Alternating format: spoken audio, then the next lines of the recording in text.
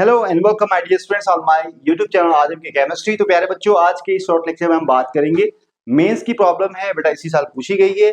Chemical bonding unit है, वहां से ये प्रश्न है और इस तरह के प्रश्न बहुत बार एग्जाम में पूछे गए हैं बेटा। इस तरह के प्रश्न पूछे भी जाएंगे अगर आप कॉन्सेप्ट बना लेते हैं, जो मैं डिस्कस करूंगा तो बहुत आपको मदद मिलेगी। देखिए क्वेश्चन को करना अगर बेटा, तो यहाँ पे पहले समझिए क्वेश्चन को। यहाँ पे which are the following molecule show paramagnetic behaviour, और पैरामेग्नेटिक बिहेवियर किसको बोलते हैं, जहाँ पे जो डायग्राम, इनका जो एमओटी डायग्राम है, अगर आप इसे एक्सप्लेनेशन देते हैं तो इनके अंदर देखना है कि यहाँ पे अनपेयर्ड इलेक्ट्रॉन अगर प्रेजेंट है, उस मॉलिक्यूल्स को, इस स्ट्रक्चर को पैरामेग्नेटिक मॉलिक्यूल कह सकते हैं, या वो पैरामेग्नेटिक बिहेवियर शो करेगा। अब यहाँ पे आपको देखना है कौन कौन से ऐसे स्ट्रक्चर हैं जहाँ पे, या मॉलिक्यूल है जहाँ पे पैरामेग्नेटिक बिहेवियर शो हो रहा है, या अनपेयर्ड इलेक्ट्रॉन प्रेजेंट है मॉलिक्यूलर ऑर्बिटल डायग्राम के। एमओटी डायग्राम अगर आप जानते हैं तो वहां से आप बता सकते हैं। देखिए अगर ऑक्सीजन की बात करें हम, तो आप डायग्राम की बात करें कार्बन, और यहाँ पे नाइट्रोजन की बात करें, ऑक्सीजन की बात करें, और यहाँ पे आपको किन के बारे में पूछा गया है, सल्फर में F2 में, और बेटा Cl2 में, F2 में Cl2 में, और यहाँ पे H2 में। देखिए नाइट्रोजन ऑक्सीजन की बात करते हैं सबसे पहले। तो नाइट्रोजन का जो डायग्राम होता है, या ऑक्सीजन की हम बात करते हैं पहले, तो यहाँ पे आपको एक बात बता देते हैं, तीन ऑर्बिटल इसके हैं, और यहाँ पे 2p आप 4 लिख सकते हो, 2p4 लिख सकते हो, और यहाँ पे 1 2 3 4, 1 2 3 और 4। और जब ये कंबाइन होता है तो एक बहुत ही इंपॉर्टेंट बात है, ये आपको दो ऑर्बिटल्स ऐसे मिलते हैं जिसमें आपका ये पाई होता है, 2p है तो ये बेटा 2px हो जाएगा, ये 2py हो जाएगा। और यहाँ पे भी पाई होता है लेकिन स्टार होगा, एंटी बॉन्डिंग ऑर्बिटल्स होते हैं, 2py हो जाएगा। और यहाँ पे भी आपको x हो जाएगा और ये y हो जाएगा। अब इसके बाद क्या होता है कि यहाँ पे 2pz होगा, और यहाँ भी आपको 2p यहाँ पे z होगा, 2pz होगा। और लेकिन ये सिग्मा बॉन्डिंग होगा, ये सिग्मा होगा, और ये सिग्मा होगा, और ये सिग्मा स्टार होगा। अब ये जो केसेस है, ये जो केस आपको नजर आ रहा है, ऑक्सीजन के केस में, ये ऑक्सीजन वाला एमओटी डायग्राम है, ये ऑक्सीजन है। नीचे आएंगे तो ये ऑक्सीजन एटम मिलेगा, यहाँ भी ऑक्सीजन एटम मिलेगा, ठीक है। और जब कंबाइन होंगे आपस में तो यहाँ पे ऑक्सीजन मॉलिक्यूल, जो ये दिख रहा है, ये एमओटी डायग्राम है, जिसको मॉलिक्यूलर ऑर्बिटल के कह सकते हैं, एटॉमिक ऑर्बिटल है, जो आपस में कंबाइन होते हैं तो मॉलिक्यूलर ऑर्बिटल बनाते हैं। तो इस तरह से इलेक्ट्रॉन के फिल कर सकते हैं। यहाँ पे आप दो बना सकते हो, अगर आप देखें इस तरह से, यहाँ पे 1s2, और यहाँ पे 2s2, और यहाँ पे 2p4। तो यहाँ पे जब कंबाइन होगा तो इस तरह से आपको दो मिलेगा, एक आपको बॉन्डिंग, दूसरा आपको एंटी बॉन्ड। इसी तरह यहाँ पे 1s2 की बात करें इस तरह से, फिर 2s2 की बात करें तो सेम पैटर्न में इस तरह से आपको सिग्मा यहाँ पे 2pz हो जाएगा। और इस तरह से कंबाइन जब करेंगे आप यहाँ पे, तो सेम आपको इस तरह से यहाँ पे भी दो इलेक्ट्रॉन, यहाँ भी दो इलेक्ट्रॉन, यहाँ भी दो इलेक्ट्रॉन, यहाँ भी दो इलेक्ट्रॉन। मतलब यहाँ पे अगर देखें आप ध्यान से, यहाँ पे 2s2 होगा। तो इस तरह से आप यहाँ पे इलेक्ट्रॉन को फिल करके आप बता सकते हो कितने इलेक्ट्रॉन्स ऐसे हैं जो अनपेयर्ड कंडीशन प्रेजेंट है। अगर ऑक्सीजन की बात करें तो यहाँ पे देखो पेयर कंडीशन में है, क्योंकि बॉन्डिंग और एंटी बॉन्डिंग है, फिर बॉन्डिंग फिर एंटी बॉन्डिंग। उसके बाद यहाँ पे आपको पता है बॉन्डिंग इंटरेक्शन है, ये आपका पाई है, तो यहाँ दो हो जाएंगे, दो यहाँ हो जाएंगे। अच्छा, यहाँ पे इलेक्ट्रॉन्स को काउंट करेंगे, 2 2 4 2 6 2 8 2 10, ओके, और 11 12 13 14 15 16। मतलब यहाँ पे आप देखें तो ऑक्सीजन का 8 होता है, फिर ऑक्सीजन का 8 होता है, 16 इलेक्ट्रॉन को फिल करना है। तो यहाँ पे कुल आपको एक इलेक्ट्रॉन यहाँ मिलेगा, एक इलेक्ट्रॉन यहाँ मिलेगा। 2 अनपेयर्ड इलेक्ट्रॉन प्रेजेंट है ऑर्बिटल्स के अंदर। इसका मतलब आप कह सकते हैं यहाँ पे कि ये जो मॉलिक्यूल है पैरामैग्नेटिक बिहेवियर शो करेगा। तो आपको एक आंसर मिल गया कि ये जो फर्स्ट जो ऑप्शन है, यहाँ पे ऑक्सीजन जो शो कर रहा है पैरामैग्नेटिक बिहेवियर शो कर रहा है। तो ये अगर देखें तो यहाँ पे भी है, और यहाँ पे भी है, और यहाँ पे भी है। तो आपको चेक करना पड़ेगा नाइट्रोजन पैरामैग्नेटिक बिहेवियर शो करता है नहीं करता है। एक बात जरूरी है कि जो ऑक्सीजन होते हैं, ऑक्सीजन के बाद के जो स्ट्रक्चर है, इस तरह का एमओटी डायग्राम होगा। ऑक्सीजन से पहले वाले जो मॉलिक्यूल्स होंगे उनके जो स्ट्रक्चर होगा एमओटी डायग्राम से फर्क होता है। बस क्या करना है आपको, यहाँ पे जो ये चीज है ना बेटा, इसको ऊपर कर देना है, इस चीज को आपको ऊपर कर देना है।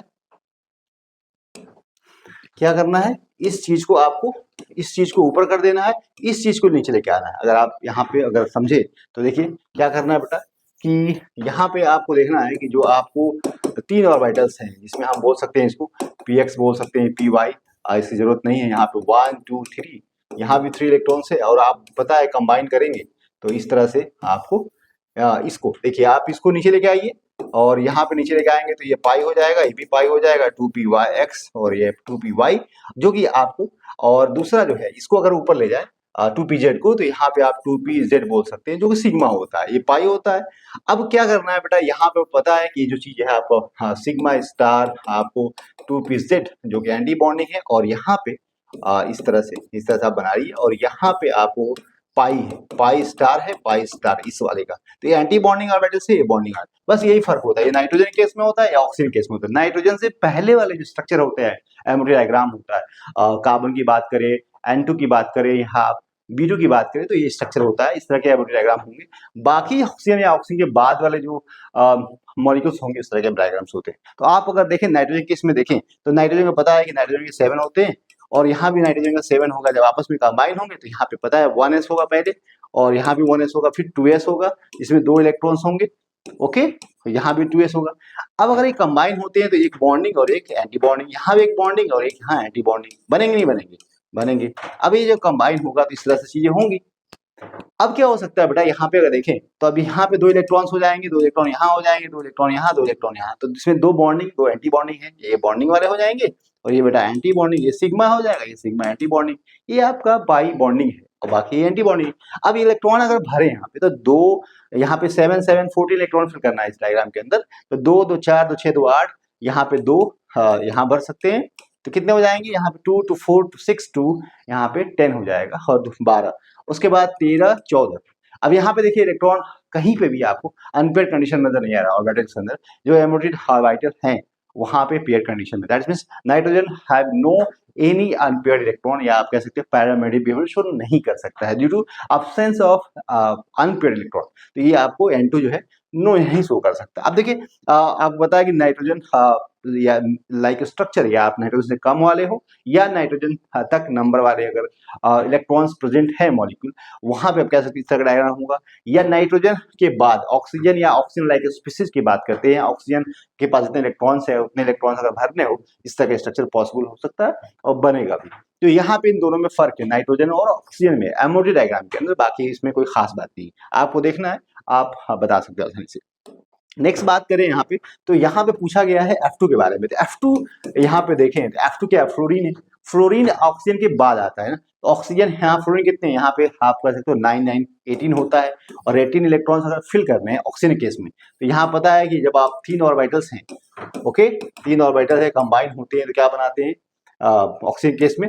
ऑक्सीजन केस में इस तरह से बनता है 2, इस तरह से 2 बनता है, और एक ऊपर चला जाएगा और एक बेटा नीचे चला जाएगा, इस तरह से बनता है 2। अब यहाँ पे फ्लोरीन की बात करें तो फ्लोरीन का कितना होता है 9, और यहाँ पे 9 होता है, तो यहाँ लिख सकते हो बेटा एटॉमिक कन्फिगरेशन निकालते हैं, तो 1s2 2s2 2p, यहाँ पे अगर देखें 2 2 4, और यहाँ पे आप लिख सकते हो 5 5 4 9। अब यहाँ पे 7 इलेक्ट्रॉन है, तो यहाँ पे आप 5 लिख सकते हो, 1 2 3 4, सॉरी 4, और यहाँ पे 5 1 2 3 4 5। अब इसको भरना है इसके अंदर, तो यहाँ पे 2 इलेक्ट्रॉन आ जाएंगे, यहाँ 4 इलेक्ट्रॉन आ जाएंगे, फिर उसके बाद कितने हो गए 2 2 4 2 6 7 8 और 9। तो यहाँ पे अनपेयर्ड कंडीशन नजर आ रही है, 18 हो जाएगा, तो कितने हो जाएंगे 5 2 कितने होंगे यहाँ पे 5 5 10 हो जाएंगे ना, तो 2 2 4 2 6 2 8 2 10। तो ये पेयर्ड कंडीशन है, मतलब यहाँ पे एक भी अनपेयर्ड इलेक्ट्रॉन नहीं होगा, क्योंकि यहाँ पे पता है ना 1s कंबाइन होगा आपस में 1s2 2s2, तो यहाँ पे पेयर्ड कंडीशन होगी,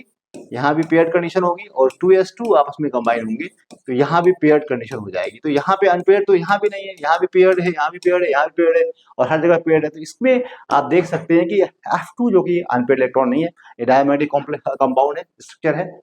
पैरामेग्नेटिक की बात करें तो यहाँ पे एक और स्ट्रक्चर है जिसमें आप देख सकते हो, सल्फर की बात करें तो सल्फर जो है आपको नजर आ रहा है, या Cl2 की बात करें तो सल्फर में 16 होता है, कितना होता है 16। तो ये ऑक्सीजन का जो आप कह सकते हो डायग्राम होता है, यूज कर सकते हैं आप।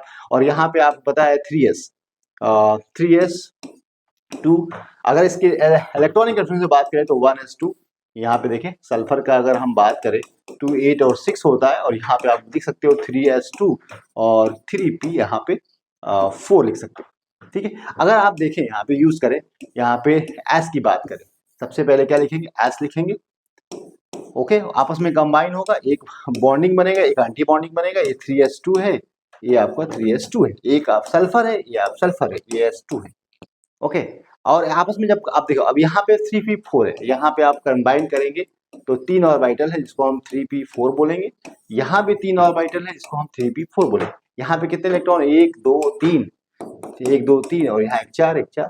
अब ये आपस में कंबाइन हो गए, तो हमने बताया था कि इस तरह से बनाना है आपको ऑक्सीजन लाइक जो स्ट्रक्चर होता है, और जिसमें 2 होते हैं इसमें भी 2 होते हैं, और ये वाला आपको पाई एंटी बॉन्डिंग होता है, ये पाई होता है, और इस तरह से आपको बनाना है। ठीक है, बात समझ में आई। अब देखो, अगर आप देखो यहाँ पे ध्यान से, तो यहाँ पे अगर आप इलेक्ट्रॉन भरते हो तो 1 2 3 4 5 6 7 8 9 10, और कितने इलेक्ट्रॉन यहाँ पे देखें 4 4 8 इलेक्ट्रॉन है, तो 2 2 4 2 6 2 8, तो यहाँ पे 1 इलेक्ट्रॉन हो जाएगा, 1 इलेक्ट्रॉन यहाँ हो जाएगा। तो कुल यहाँ पे अगर देखें तो अनपेड कंडीशन है, बिल्कुल है। देखें तो एक तो ऑक्सीजन केस में था, और एक बेटा सल्फर केस में आ जाएगा। मतलब यहाँ पे देखें सल्फर के केस में अनपेड इलेक्ट्रॉन आ रहा है, और ऑक्सीजन केस में आ रहा है, यहाँ नहीं आ रहा है, यहाँ नहीं आ रहा है। Cl2 में चेक कर लेते हैं, तो इसका मतलब है कि जो स्ट्रक्चर नजर आ रहा है यहाँ पे इस वाले केस में, यहाँ पे ये आपका सल्फर के केस में आपका अनपेड कंडीशन आ रही है, इट मीन्स यहाँ पे आप कह सकते हो कि ये पैरामेडिक बिहेवियर शो करेगा। लेकिन अगर क्लोरीन की बात करें ना, Cl2 की बात करें, तो क्लोरीन की बात करें तो क्लोरीन पता है 17 होता है, और यहाँ बेटा क्लोरीन के अगर आप निकालते हो इलेक्ट्रॉनिक 2 8 और 7, तो यहाँ पे पता है 3s2 और यहाँ पे 3p5 हो जाएगा, तभी तो सारे इलेक्ट्रॉन होगा। अब अगर इसको बनाते हो ना बेटा कि यहाँ पे अगर देखें 3s2 और यहाँ पे 3s2 और यहाँ पे ऑर्बिटल आपस में कंबाइन होते हैं ना बेटा, तो आपको एक बनाएगा बॉन्डिंग, दूसरा बनाएगा एंटी बॉन्डिंग। अब यहाँ 2 इलेक्ट्रॉन हो जाएंगे, इसके 2 इलेक्ट्रॉन है, तो इस तरह से भर जाएंगे, ये आपको स्टार एंटी बॉन्डिंग हो जाएगा, और ये आपको सिग्मा हो जाएगा। अब अगर 3p है, यहाँ पे 5 है, जिसमें आपको इस तरह से रखना है, ठीक है, 1 2 3 4 और 5, और यहाँ पे क्या करना है 1 2 3 4 और 5, इसको कंबाइन करना है। तो बेटा बताया था मैंने इसको कि जब भी ऑक्सीजन से ज्यादा इलेक्ट्रॉन हो या ऑक्सीजन इतना हो, तो यही फॉर्मूला यूज करना है, ऑक्सीजन। अब यहाँ पे देखें, यहाँ पे कितना हो जाएगा, यहाँ पे 5 इलेक्ट्रॉन है, तो 1 2 3 4 5 6 7 8 9 10, यहाँ पे अनपेड कंडीशन नहीं है, मतलब ये डायमैग्नेटिक। तो आपको बेटा आंसर क्या नजर आएगा, आपको आंसर नजर आएगा यहाँ पे जो कि ए और डी होगा इस क्वेश्चन का आंसर। आई होप आपने इस प्रॉब्लम को समझी होगी, और इस तरह से बहुत बार एग्जाम में क्वेश्चन पूछा गया है कि भाई कौन सा ऐसा स्ट्रक्चर है जो कि पैरामेडिक है, डायमेडिक है। बॉन्ड ऑर्डर भी पूछा जा सकता है, कितने यहाँ पे नाइट्रोजन में कितने बॉन्ड ऑर्डर होते हैं, और बना के पूछा जा सकता है। तो बॉन्ड ऑर्डर के बारे में अगर पूछा जाए तो बेटा सिंपल है, आप total bonding minus anti bonding, total bonding कितने हैं, bonding orbital minus anti bonding orbital divided by 2, और यहाँ से आप बॉन्ड निकाल सकते हो। तो आई होप आप इस प्रॉब्लम को समझ पाए हैं, और इस तरह के प्रॉब्लम को देखने समझने के लिए आप मेरे यूट्यूब पेज को फॉलो कर सकते हैं फॉर रेगुलर अपडेट के लिए, जहाँ पे बहुत सारी आपको चीज़ें सीखने को समझने की मिलती है, और for neat and JEE examination. Thank you very much.